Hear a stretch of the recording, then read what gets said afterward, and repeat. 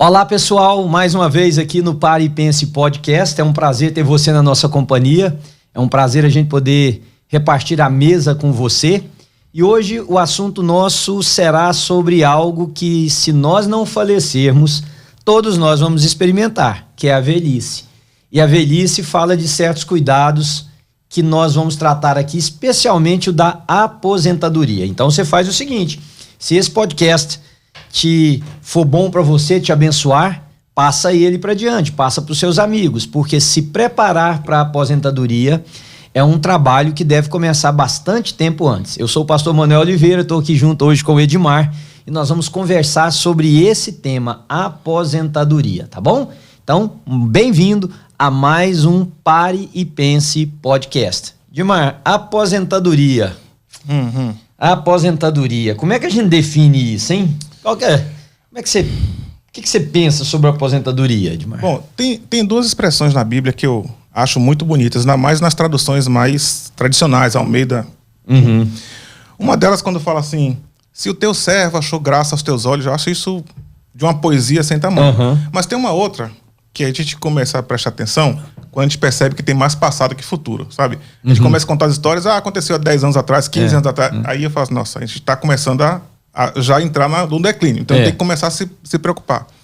É uma expressão que a gente vê em Jó 42, a gente vê em Crônicas, Gênesis, tem mais algumas passagens que falam assim: e morreu numa boa velhice, cheio de dias. Tem uma outra tradução que fala: e morreu velho e farto de dias. Aí eu começo a pensar, como é que a gente planeja a vida para quando chegar nessa fase em que a gente está menos produtivo, mais vulnerável, a gente possa morrer velho e farto de dias.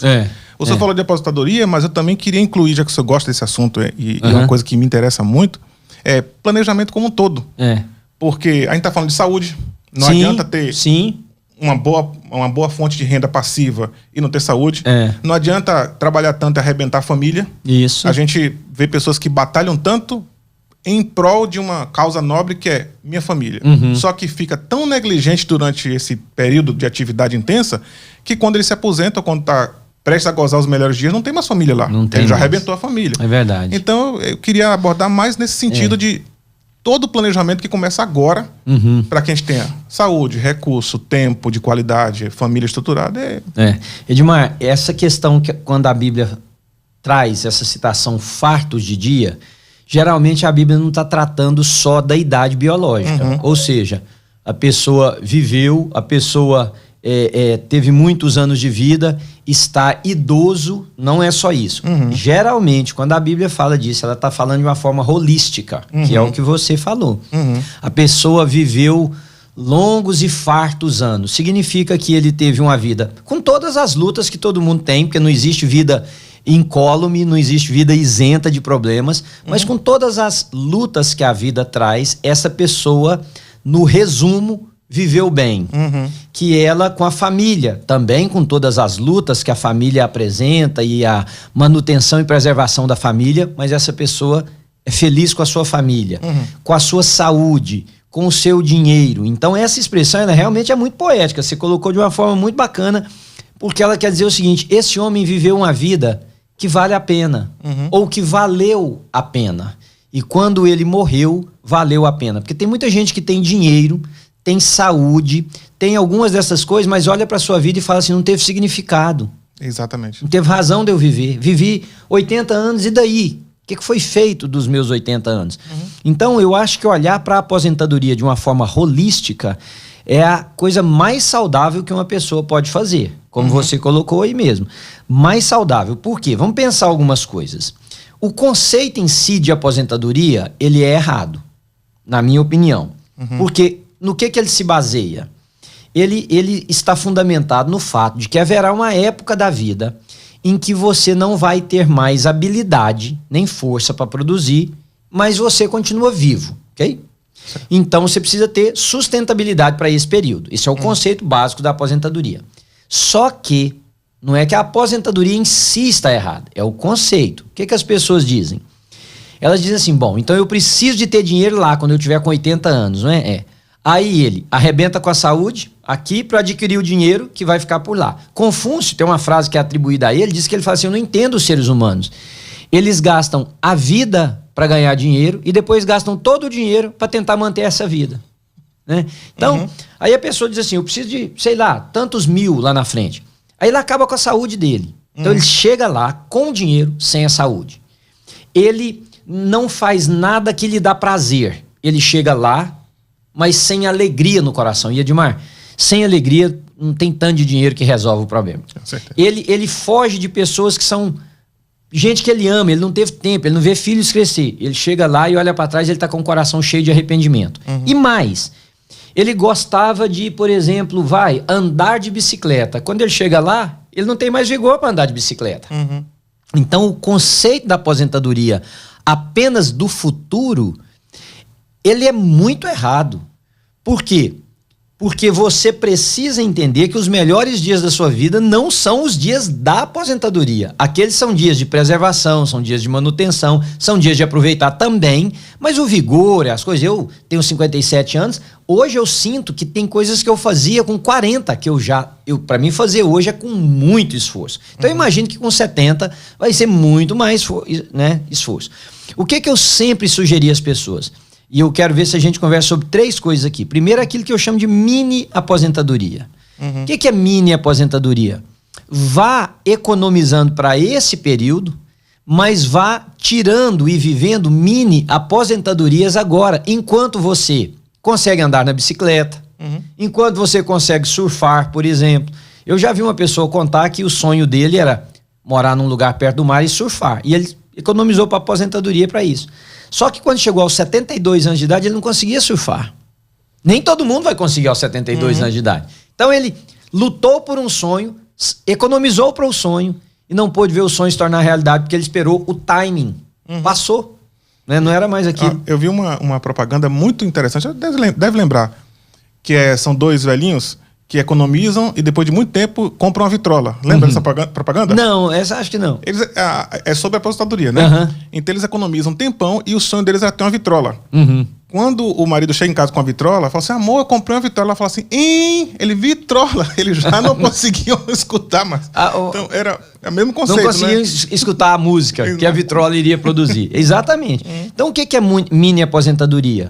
Tem gente que me diz assim, meu sonho é conhecer Londres. Quando eu aposentar, eu vou conhecer Londres. Tá, mas quando Londres é uma cidade que se caminha muito para aproveitar a beleza dela. O bom é você caminhar, porque tem sítios históricos muito próximos. Se você pega um ônibus, não dá nem, às vezes, de um ponto ao outro.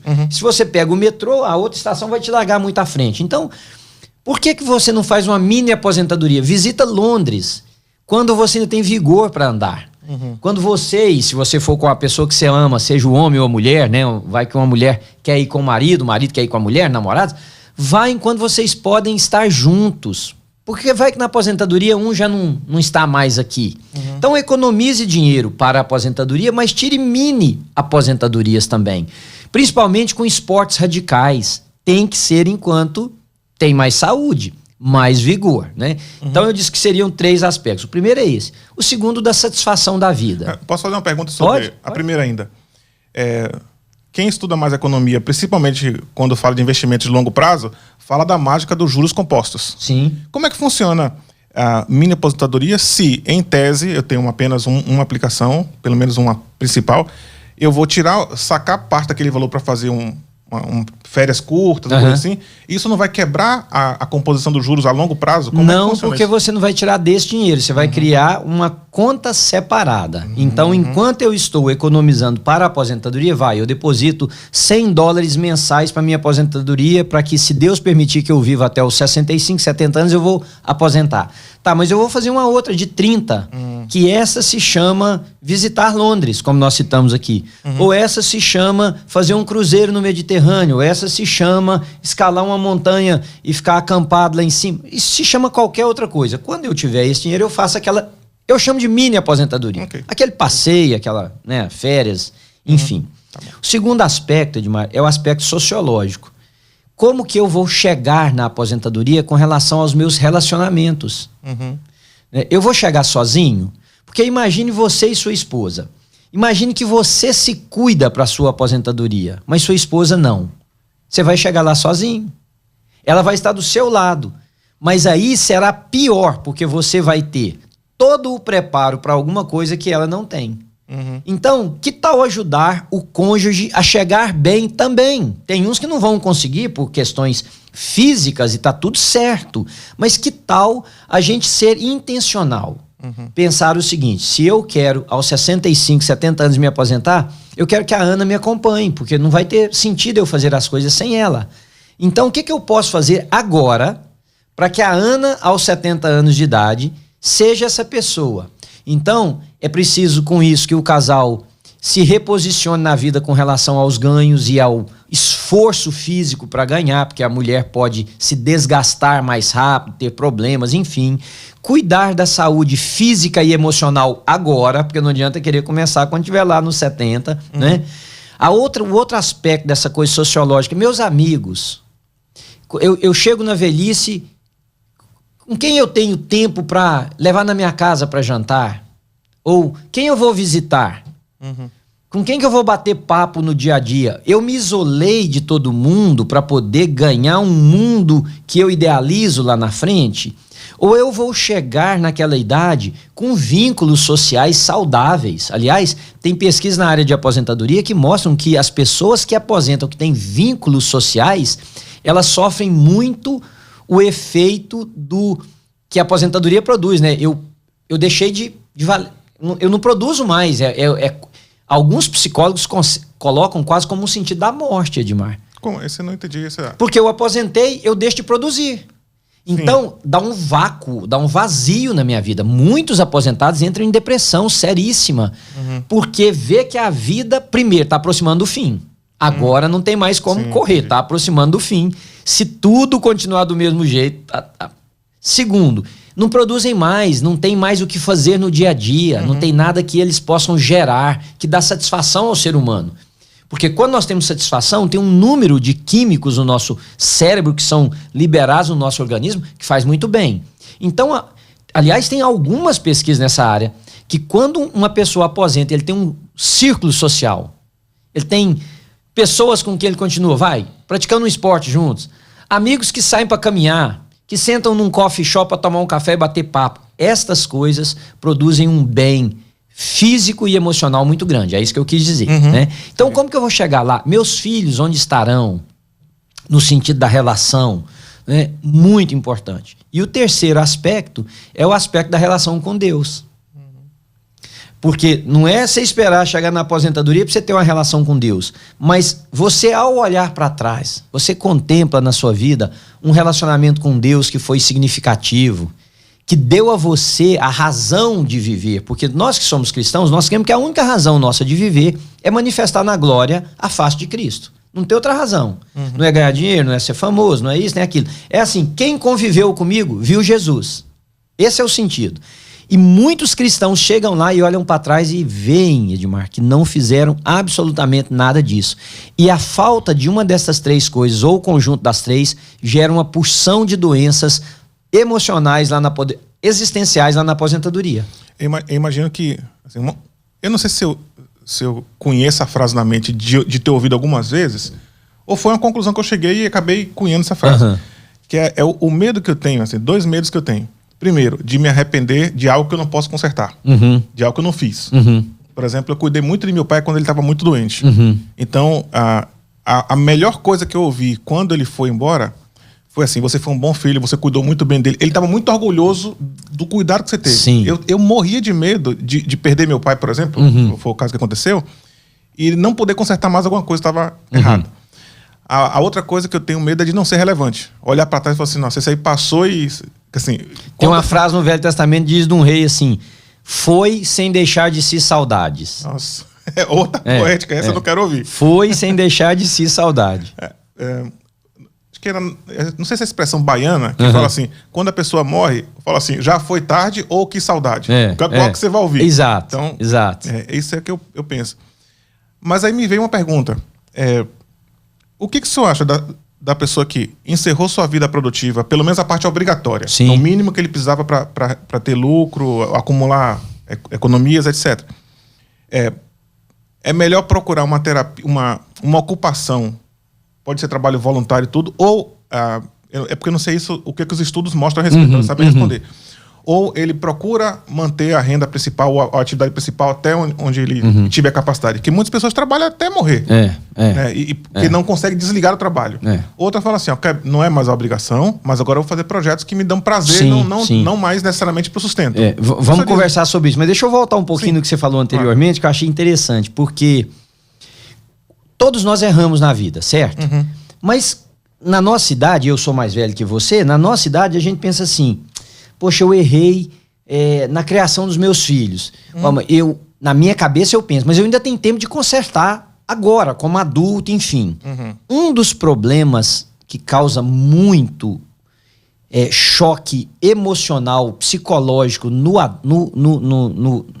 velho, na pessoa que aposentou, é que ele não vê mais o tempo para corrigir as coisas.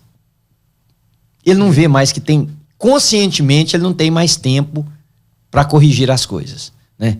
Se você tivesse negligenciado o seu pai, lá na sua idade mais madura, você iria pensar e ter muito remorso de que você não fez. E não tem mais jeito. E mesmo que seu pai estivesse vivo, você não tinha mais força física e nem vigor para cuidar dele, né? Então, uma das coisas é essa, vamos fazer o que dá tempo enquanto dá tempo para fazer, né? Porque é o melhor. Agora, quando a segunda pergunta, saiu um estudo aqui na Universidade de Harvard, há mais ou menos uns 10 anos atrás.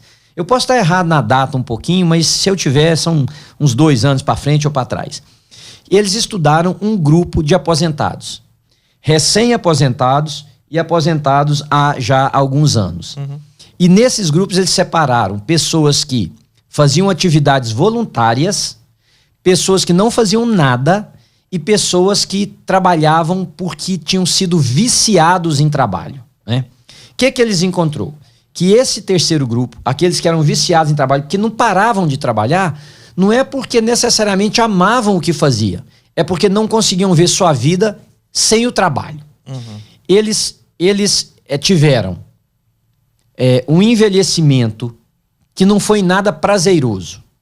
Eles olharam o primeiro grupo, os que não faziam nada. Esse grupo teve sérios problemas psicológicos. Depressão foi mais alta nesse grupo, doenças cardiovasculares foi mais alta nesse grupo, e no terceiro. Agora, e o grupo do meio? Os que fizeram trabalho voluntário. Doenças cardiovasculares diminuíram. Depressão diminuiu muito. Sentir-se útil aumentou muito. Vigor físico aumentou muito. Por quê? Aí eles fizeram, paralelo à pesquisa psicológica, uma pesquisa médica. E aqui eu vou falar com muita simplicidade, porque não é a minha área, né? Vou falar, perdão, não é nem com simplicidade, é com um certo simplismo até. Que é o seguinte, quando a pessoa faz uma coisa voluntária, veja, ela não está fazendo pela recompensa que é o dinheiro. Porque só de você falar assim para mim, faz isso aqui, eu vou te pagar e eu faço, o meu cérebro interpreta essa motivação de uma maneira. Quando eu faço uma coisa porque eu quero, o meu cérebro interpreta e libera outros tipos de, eu vou falar assim, hormônios ou químicos no nosso corpo. Então, os voluntários foi o grupo que viveu melhor na aposentadoria. Melhor, com mais disposição, com mais alegria, com mais relevância, porque continuavam a se sentir úteis. Edmar, quando a Bíblia diz mais bem-aventurado é dar do que receber, nós imediatamente pensamos em dinheiro, mas hoje existem inúmeros estudos que o altruísmo, a voluntariedade, a doação faz um bem para a pessoa que é assim, incalculável. Eu vi um outro na área de pressão arterial, que a pessoa saiu distribuindo coisas na rua pra gente. Ele teve equilíbrio de pressão arterial, porque era tanta alegria que ele tinha dilatamento dos vasos sanguíneos, a pressão dele abaixou naturalmente, sem medicação. Então, nós precisamos entender. E outra coisa, quando você vai aposentar, você tem uma bagagem que é fenomenal, né? Você tem experiências da vida. Que tal se a gente colocasse isso a bom uso dos outros, né? A Bíblia diz, os mais velhos ensinem os mais novos. As mulheres mais velhas ensinam as mulheres mais jovens em como ser esposa, mãe. Talvez eu errei na criação dos meus filhos, eu tenho consciência disso. Que tal se eu pegar um jovem recém-casado e disser para ele assim, olha, experiência, ela só pode ser transmitida, você tem que saber o que faz com ela, mas eu errei com os meus filhos, porque eu fiz isso. Quem sabe esse rapaz, você desvia o caminho dele para uma coisa melhor. Você está falando isso, eu estou me tentando pensar aqui em alguma coisa que eu poderia consertar no futuro, já eu sendo mais idoso. Uhum. Aí eu comecei a me lembrar de quem eu era e os problemas que eu tive em casamento, com filho. Imagina o seguinte, faz muito sentido você ter condição de consertar as coisas, porque sua sabedoria é outra com a idade avançada. Muito. Agora veja, passa isso para o mais jovem. Né? Então, e nós estamos falando aqui, fica parecendo que esse podcast então vai se resumir às pessoas de 70 anos para cima. Não. Hoje, na minha idade, eu acumulei experiências que eu posso ajudar alguém. Você, na sua idade, já acumulou experiências que você pode ajudar alguém. E tem uma coisa, nós que fomos precoces, eu digo nós porque minha carteira de trabalho foi assinada com 12 anos de idade. 12 anos de idade eu já estava trabalhando com carteira assinada. Eu não sabia nem que isso era permitido, imagina. Eu acho que hoje em dia não é mais, naquela época. E eu já encontrei várias pessoas com 13, com 14... Quer dizer, com 12 anos de idade, eu tinha que ajudar minha mãe a sustentar a casa. Então, nós que fomos precoce, parece que com 30 anos a gente já tinha vivido 50, não é verdade? Então, essa experiência nós podemos compartilhar. Por isso que eu queria incentivar você que está ouvindo esse podcast, passa a sua experiência para o mais novo. E eu digo assim, o de 30, passa por de 20. O de 20, ajude um adolescente de 15, de 16. Se nós fizermos isso, Edmar, vai ser muito bom. Mas tem uma quarta área, só para mim não perder aqui o raciocínio, que é a questão financeira em si, né? Muitas pessoas me perguntam, como é que eu faço para pensar minha aposentadoria em termos de finanças? O que eu tenho sugerido e percebido que é muito coerente com a vida é o seguinte... As estatísticas hoje indicam que uma pessoa que se aposenta aos 65 anos, ele vai viver de 20 a 25 anos a mais. Ou seja, de 85 a 90. Essa é a média. Alguns passam disso, outros morrem menos. Mas vamos pegar 20 anos. Então, o que eu digo para as pessoas fazerem? Bom, você está sozinho nessa idade, só você e sua esposa, ou se for uma mulher com o marido, os filhos já estão crescidos. A casa, nessas alturas do campeonato, para quem já financiou, já está paga, né? Então, o que eu digo para as pessoas? Vamos fazer um orçamento hoje, cortando as despesas que você não terá mais quando estiver aposentando. Então, vamos supor, se o orçamento mensal deu $5.000, a gente encurta ele, tem regras para fazer isso, que é o orçamento próprio de aposentadoria. A gente, por exemplo, o seguro de saúde, nessa idade já vai, aqui nos Estados Unidos já vai ser do Medicaid, do Medicare. Se for no Brasil, vai ser INSS, eu não sei, imagino. Então tem aquele desconto de seguro de saúde particular que a gente tinha, talvez já não exista mais, enfim. Aí nós entendemos que esse casal precisa de $3.000 para viver depois que estiver aposentado.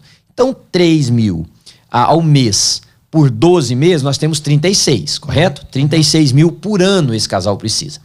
Então, como que se faz essa conta? Quanto que eu preciso ter economizado para que eu possa tirar 36.000 por ano, por 20 anos, para eu poder me manter? Ora, se você for olhar puro e simples no dinheiro, você precisa de 720... 700 mil. Não. É 36 por 20? 36 por 20, 720, exatamente. Eu estava pensando em 10. 720 mil que você vai tirando. Ora, se tem uma inflação de 4%, de 3% ao ano, isso aí vai elevar no mínimo para 800, 850. Então vamos pensar, você vai precisar de 850 mil guardado num lugar para todo ano você ir lá e tirar 36 e pouquinho. Ou você pode ter uma quantidade de dinheiro investida que te dê os 36.000 por ano e continue gerando recursos, que não precisa ser tanto. Vamos supor que você tenha um apartamento dois apartamentos de $150.000 alugados e que eles deem $1.800 de rendimento cada um. Tá aí os 3.600 com um dinheiro muito menor do que os 850 mil. Entendeu o que eu quis dizer? O ponto é, a gente precisa pensar quanto tempo vamos viver e não sabemos. Isso pode ser muito mais ou pode ser muito menos, mas dentro do que nos cabe, porque aí tem o texto lá de Lucas 14, do homem que foi construir a torre. E ele começou a construir a torre, ele não parou para pensar em nada. E vamos pensar o texto bíblico. Os vizinhos ficavam olhando e falavam assim, mas será que esse homem tem dinheiro para fazer essa torre? Nem ele tinha feito essa pergunta. E deu um ponto que ele parou. Aí a Bíblia diz assim, quem é o construtor sábio que não faz a conta antes para saber se vai conseguir terminar o projeto? Então tudo que nos cabe é fazer o plano. Deus pode nos chamar antes, Deus pode nos preservar depois, mas o nosso papel é planejar. Então, se eu vou me aposentar com 65, eu tenho 20 anos a mais, a média diz que eu vou ter de 20 a 25, vou logo chutar para os 25, para ficar o mais tempo possível por aqui, quanto que eu preciso. E é assim que se chega à conclusão financeira para a aposentadoria. E agora, uma pergunta mais sobre a forma de investir. Qual a diferença? Ou o que eu devo fazer? Além de saber qual a diferença, o que eu faria hoje? Eu tenho 45. Vamos supor que eu começasse do zero. Eu tenho o suficiente para viver, mas eu não tenho um plano consistente. Sim. Então vamos supor que eu comece agora. E eu posso trabalhar mais 20 anos tranquilamente. Então, nesses próximos 20 anos. O que você aconselha? Primeiro me diz a diferença, que eu não sei explicar isso financeiramente. De eu juntar o dinheiro que me deu retorno de juros, aplicação que for, para, por exemplo, me dar os 36 mil por ano, ou eu fazer o que no Brasil a gente chama de previdência privada.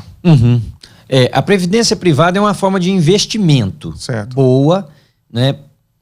Assim, boa no sentido de quem não está esperando ficar rico com ela. Certo. O juntar o dinheiro chama-se economia. São duas coisas diferentes, né? Um você está economizando, o outro você está investindo. Mas, Edmar, você tem 45? Bom, então, se, vamos supor, eu estivesse cuidando das suas finanças, o que eu faria? A gente pega o tempo útil que você tem para produzir, baseado no ano que você quer aposentar. Certo. Você fala assim, eu quero aposentar com 70 anos. Então, você tem mais 25, certo? Certo. Nós pegaríamos 25 anos, nós pegaríamos um orçamento da sua aposentadoria que nós construímos e nós descobrimos que você precisa de $5.000 por mês para viver sua aposentadoria com aquele estilo que você construiu. Então, o que eu faria? Eu pegaria aqueles 5 mil que você precisa mensal, vezes a quantidade de anos que você vai viver depois de aposentar, dividido pela quantidade de tempo que você tem para produzi-lo. E eu diria para você, você tem que economizar a partir de hoje X por mês para que quando você aposentar você tenha esse dinheiro, tá? Okay. Agora, essa economia, ela vai acontecer de várias maneiras. Você pode estar economizando $500 ou R$500. Onde eles estão é que faz toda a diferença. Então, você pode colocar 100 no cofre, você pode colocar 200 na aposentadoria privada, você pode colocar 200 na bolsa de valores.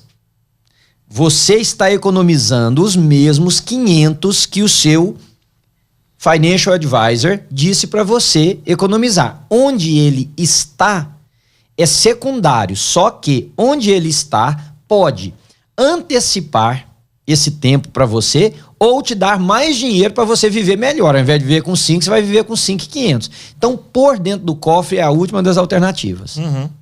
Né, pela instabilidade que a inflação, que uma recessão pode vir e a inflação subir muito, e, enfim, pôr só dentro do cofre. Eu aconselho todo mundo a ter um fundo de emergência em dinheiro. Um fundo de emergência em dinheiro. O pessoal do Brasil que estiver ouvindo a gente pode pensar, mas é muito fácil um ladrão entrar e roubar. Não, o fato dele estar em dinheiro, mas você pode colocar no cofre de um banco, você pode colocar numa conta bancária que você tem acesso rápido se você precisar. O que eu quero dizer em dinheiro não é necessariamente só espécie, é que você pode ter acesso a ele de forma rápida e livre. Que ele não esteja atrelado a um investimento de longo prazo, por exemplo, ou de médio prazo que você não pode tirar, né? Entende? Entendi. Então, se a gente fizer isso, Edmar, só caminhando para o nosso encerramento aqui, eu creio que, se Deus nos preservar, se a gente tiver a habilidade de trabalhar e produzir, nós vamos ter uma aposentadoria, uma velhice muito mais segura. E tem muito jovem que vai ver o tema desse podcast, eu quero falar diretamente para eles agora, e vai pensar assim, isso não é para mim não. Isso não é para mim não. A maior arma do investimento chama-se tempo. Não é nem quantidade, é tempo. Só para você ter ideia, se uma pessoa começa a economizar $10 quando ele tem 15 anos de idade, se ele tiver 30, ele precisa economizar 250. Olha a diferença. Olha a diferença. 25 vezes a mais com apenas 15 anos. 25, por causa daquilo que você falou, o juro composto. Porque esse juro, ele incide rendimentos sobre o rendimento no mês anterior. Então é uma estatística assim... É quase que inimaginável para nós, porque se no primeiro mês você teve então você pensa assim, no segundo mês eu tenho 2. Não, você tem o primeiro, mais mais o segundo e o rendimento que teve do primeiro. Entende? Agora, quando isso chega porque O juro composto, ele não mostra muita mudança até ele chegar num nível. Mas depois que ele chega no nível, a subida é assim, ó. É vertical. Sim. Eu tenho mais uma pergunta, que é a seguinte. E qual a melhor forma de eu me proteger dos imprevistos? Porque, vamos supor o seguinte, excelente. Eu estou economizando. Vamos supor que eu não tenha... tudo depende de eu trabalhar, eu juntar o dinheiro e eu gerenciar aquilo. Sim. Mas em 30 anos muita coisa acontece. Acontece. E eu fico pensando assim, se eu falto, primeiro, eu tenho o suficiente para que minha família esteja bem suprida. E segundo, quem vai ficar responsável por isso tem a mesma disciplina, a mesma capacidade? Como é que eu garanto, por exemplo, que meus filhos, Deus livre, mas que me leve, meu filho tem 15 anos, até chegar a 18, 20... Não sei se ele tem conhecimento, maturidade e vai fazer o que com esse negócio? Edmar, tem certas coisas que a gente precisa descansar em Deus. Porque não tem como cercar, senão você vai ficar angustiado, ansioso, enfim. Mas existem coisas que a gente pode, pelo menos, minimizar o impacto. E é isso que nós chamamos de diversidade no investimento. Todo mundo que vai investir pensando no futuro a longo prazo precisa diversificar o seu investimento. O que é diversificar? Você vai ter investimentos que são absolutamente e totalmente seguros. Morri. Você morreu. Não tem problema. Tá lá, tá seguro. Ninguém precisa saber tocar. Tá lá. Tipo, CDs, que é o certificado de depósito. Ou bonds, que aqui a gente compra, aqui no Brasil, acho que são notas de banco, alguma coisa assim. É garantida pelo governo federal até um certo valor. Ela vai crescer devagarzinho, mas ela vai crescer ali o resto da vida e ninguém te toma. É garantido, né? Poupança também, até certo valor aqui nos Estados Unidos, é garantido pelo FDIC, que é um órgão federal que regula as atividades bancárias. No Brasil, a poupança, a vida inteira foi garantida. Teve aquele caso do Collor, o único na história, né? Que não sei se é o único, Edmar. Confiscação. Que confiscou o dinheiro. Eu posso estar enganado com relação a ter sido o único, né? Mas eu não me lembro de ouvir outro no meu período de vida. Então, isso aí tá aí. Aí uma outra quantia, você põe no investimento um pouquinho mais arriscado, né? Que tem mais chances de perder, mas se ganhar também tem muito mais chance de que o crescimento seja maior, né? E você põe um outro num que seja de um gerenciamento mais de perto. Né? De modo que, e aí entra uma outra coisa, mas já que não estava no programa, eu não tinha pensado em falar sobre isso, mas vou falar. Aqui nós chamamos de will. No Brasil chama-se testamento. Will. A maioria das pessoas que eu falo, você tem um will? A pessoa fala, não, pastor, não vou fazer isso não. Cruz credo ainda fala. Se tiver madeira até bate. Vou fazer isso não. Porque se eu fizer, por que você não vai fazer? Todo mundo que faz testamento morre. Falei, gente, morre com ou morre sem testamento. Então é melhor morrer com um do que morrer sem nenhum. Porque no seu will, é isso que pode trazer uma tranquilidade tremenda. Você pode, por exemplo, especificar uma pessoa para olhar aquele investimento para você, ou você pode especificar que eu vou usar uma palavra que eu acho que está correta, mas eu não sei se ela já mudou, o testamenteiro, aquele que é quem vai responder por você, seja obrigado por lei a mudar aquele dinheiro do lugar arriscado para o lugar mais seguro, para que os seus filhos, ao chegarem na maioridade, tenham acesso àquele dinheiro, entende? Então fazer um will resolveria problemas demais. Primeiro, conflitos familiares. Já viu? Morre alguém, a briga, irmão vira contra irmão, para poder... Então, faça um testamento, coloque lá, olha, isso, aquilo. A comunidade imigrante é uma comunidade extremamente vulnerável a isso, mais do que eles imaginam. Porque no Brasil existem leis que a família regula, né? Eu não entendo de leis no Brasil, mas eu vi acontecer algumas vezes. Por exemplo, o pai, o irmão, alguém tem o que dizer a respeito do... Aqui não, Edmar. Aqui é zero. Faleceu o pai e a mãe, o Estado determina o jeito que os filhos vão receber os negócios. Eu não sabia disso. E os advogados vão engolir uma porção grande disso. Então as pessoas podem favorecer, elas podem deixar mais para os seus herdeiros, porque se ela, olha, se eu falecer, tanto aqui vai para fulano, tanto vai para ciclano. Por exemplo, seguro de vida. Geralmente as pessoas fazem seguro de vida um para o outro. Um para o outro. Mas eles não nomeiam os filhos como herdeiros na ausência dos dois. Então o que acontece? Faleceu os dois de uma vez. Aí o dinheiro está lá parado até uma decisão judicial de que quanto que vai para os meninos, como que vai. Aí incide custas de advocacia, né, imposto de renda, aquela coisa, ao ponto que ele pode simplesmente dizer, se eu faleci, 100% é da minha esposa. Se eu e a minha esposa falecermos, ou se eu faleço, ela recebe e depois ela falece imediatamente, tanto por cento para cada um dos filhos. Se for 2 filhos, 50% para cada um. Entende? É uma coisa que traz, além de ser coerente, traz tranquilidade, né? Para as pessoas, né? Então é isso, Gilmar. Eu acho que, para não ficar muito longo o nosso bate-papo aqui, nós falamos sobre aposentadoria e apareceu até algumas outras coisas. O Edmar colocou com muita precisão no início sobre viver bem. Viver bem, olha, não imagine que você vai chegar nos 70 anos para poder viver bem. Viva bem agora. Se você chegar lá, ora, você viveu bem aqui e lá. E se você não chegar, você viveu bem, você caminhou com quem você ama, você curtiu o tempo com seus amigos, você comeu comidas que você gosta, você serviu a Deus, você cumpriu o seu papel aqui nessa terra. Então pega esse podcast, né, Edmar? Passa para alguém. Demais. Só uma última recomendação.